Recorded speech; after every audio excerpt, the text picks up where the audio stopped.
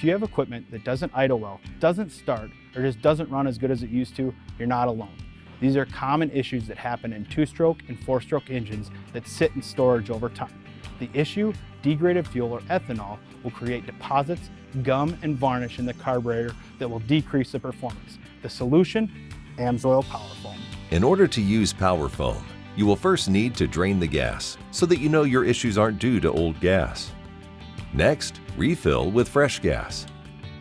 In order to administer Power Foam, you will need to start by removing the air cleaner assembly.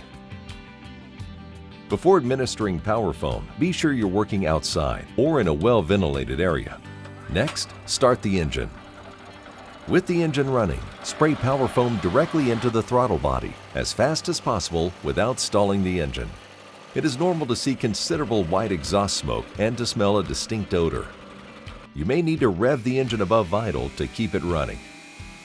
Volume of use depends on the application, but a general rule is that once the sound of the engine improves and it begins running more smoothly, give the carburetor one more good shot of Power Foam to choke out the engine. Allow the engine to sit for 5 minutes.